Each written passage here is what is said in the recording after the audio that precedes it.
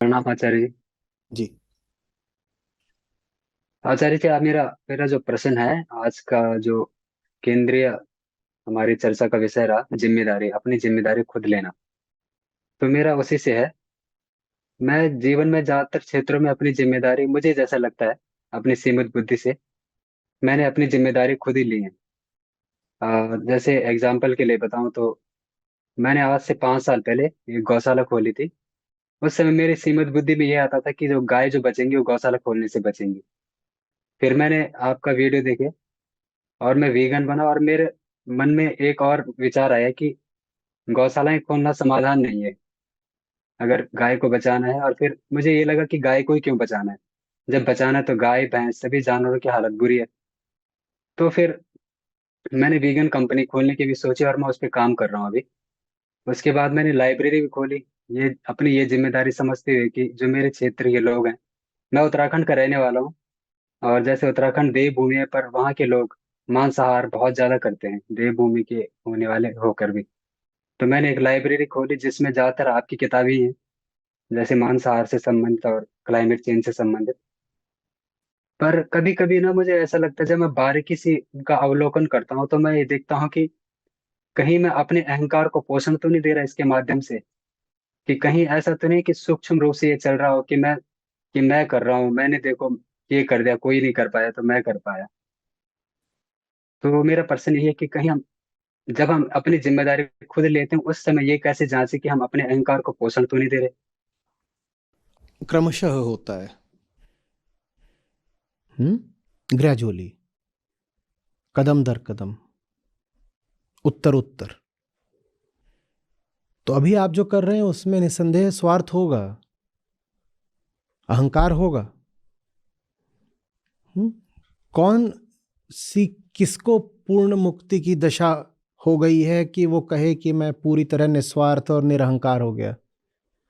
प्रश्न ये है कि पहले से बेहतर हुए कि नहीं हुए।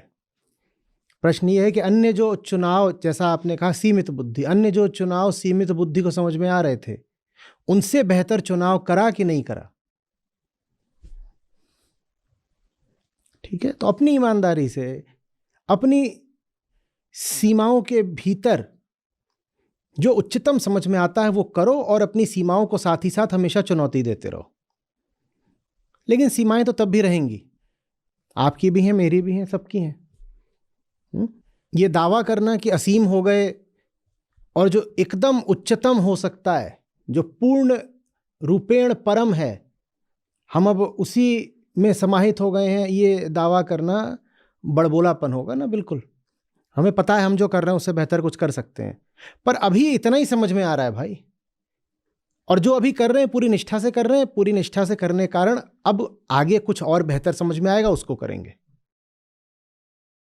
जो कर रहे हैं उसको हमने आखिरी नहीं बना लिया, उस पर रुक नहीं गए। हम जानते हैं हम जो कर रहे हैं वो अंतिम नहीं है, वो सब ऑप्टिमल है, आखिरी नहीं है। पर अभी यही लग रहा है, क्या करूं, इतना ही भेजा है, नहीं समझ में आ रहा इससे ज्यादा, और इतना ही अनुभव है और इतना ही ज्ञान है, तो अभी इतना ही ठीक लग रहा है, तो अभी ये कर रहा हूं। जैसे ही इससे बेहतर कुछ मिला, रुकूंगा नहीं, झिझकूंगा नहीं, खट से वो बेहतर चीज करूंगा। ऐसे आगे बढ़ा जाता है। कहते हैं ना कि कई बार जब रोशनी कम होती है तो अगला पायदान दिखाई ही तब देता है जब सीढ़ी पर एक पायदान पर पहुंच जाते हो। आप नीचे से बैठ करके कहो कि मुझे सारे सोपान देखने हैं, तो दिखाई भी नहीं देंगे।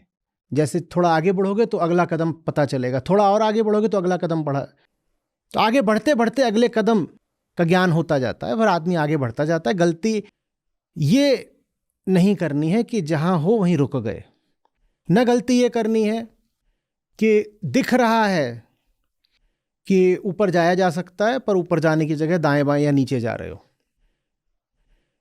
अपनी सीमित दृष्टि से जो मुझे उच्चतम अभी समझ में आता है मैं वो कर रहा हूं। आप इतना अगर कर रहे हो तो इतना पर्याप्त है, उसमें फिर किसी प्रकार की ग्लानि की कोई आवश्यकता नहीं है। जो ठीक लग रहा है उसको पूरी निष्ठा से करें, और साथ ही हमेशा याद रखें कि जो अभी आपको ठीक लग रहा है वो आखिरी नहीं है, उससे बेहतर कुछ है। तो नजर हमेशा तलाशती रहे कि इससे बेहतर क्या है।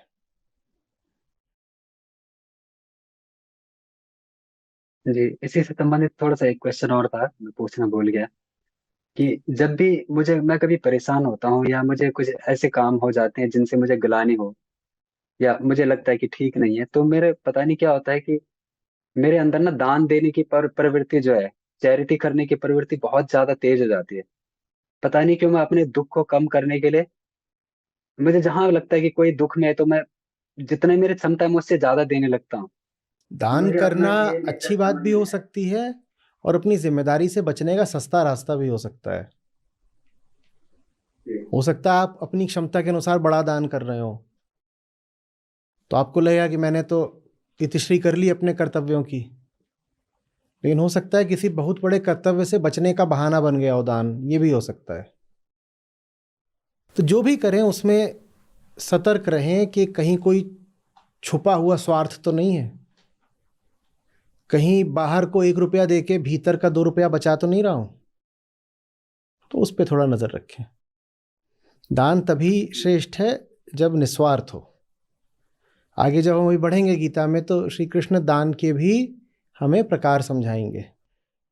तो दान दान भी सब एक बराबर नहीं होते। हुँ? आत्मज्ञान का मतलब है कुछ भी कर रहे हो स्वयं पर नजर रखना। दान कर रहे हो तो भी अपने आप से पूछो इरादा क्या है। हुँ? हम्म, जी, धन्यवाद आचार्य। हुँ। पहले तो सैल्यूट सर। सर नमस्ते। सर, मेरी माँ का मृत्यु हो चुकी है, तो मेरा प्रश्न ये है कि मेरी माँ कभी मुक्ति नहीं पा सकती, या मेरी माँ का जीवन कभी सार्थक जीवन नहीं हो सकती। मेरी माँ का जीवन क्या एक व्यर्थ जीवन ही रह गया। अगर वो जीवित होती तो मैं उनको सत्य की राह पे ले आ सकता था थोड़ा सा, लेकिन अभी मेरे पास वो रास्ता नहीं है। तो हम्म, क्या करना चाहिए? उपनिषद कहते हैं जो तरता है वो अपने पूरे कुटुंब को तार देता है। आपकी माँ आपके रूप में मौजूद हैं। अपनी माँ को मुक्ति देने के लिए आपको स्वयं को मुक्ति देनी पड़ेगी। आप आपकी माँ ही हैं। स्वयं को मुक्ति दे दीजिए, माँ मुक्त हो जाएंगी। हम मुक्त नहीं होते, इसीलिए तो हमारा चक्र लगातार चलता रहता है ना।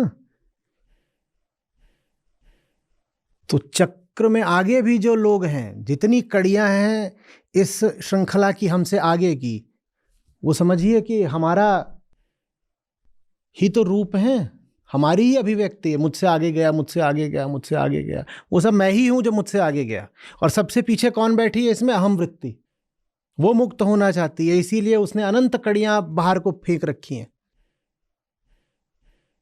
श्रृंखला की कोई कड़ी मुक्त नहीं होती तो श्रृंखला आगे बढ़ती जाती है, बढ़ती जाती है। यही भवचक्र है। आप मुक्त हो जाइए, मां मुक्त हो गई। इसके अलावा मां को मुक्त कराने का कोई साधन नहीं है।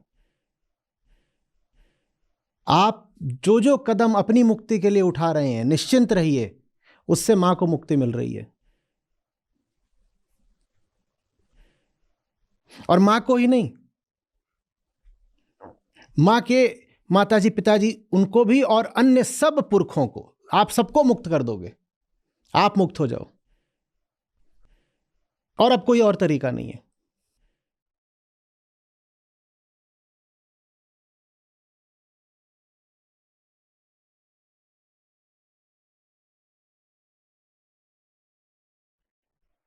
हम्म? अब ये अवसर है ना अपनी मुक्ति का, और अब ये जिम्मेदारी भी हो गई माताजी के प्रति। तो अपने प्रति अपना कर्तव्य पूरा करिए। इसी में माताजी को श्रद्धांजलि है, और पुत्र धर्म का पालन भी। इसको तो आप मानिए कि ऋण है, मातृ ऋण जो आपको चुकाना है। और पितृ ऋण, मातृ ऋण, गुरु ऋण, ये सब किसी और तरीके से चुकाए भी नहीं जा सकते। चुकाने का बस एक ही तरीका है, मुक्त हो जाओ, क्योंकि यही उनका ऋण है आपके ऊपर।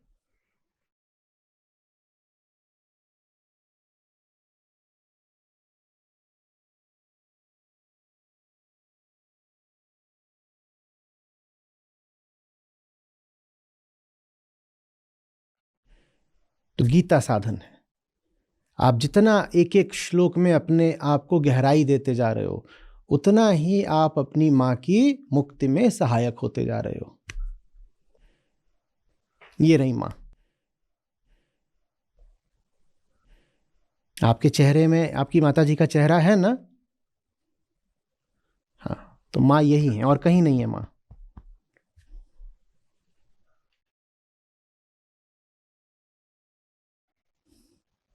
हम्म। तो अवसर से मत चूकिए और कर्तव्य पूरा करिए। आपकी जो कामना है वो श्रेष्ठ है, वो पूरी होगी।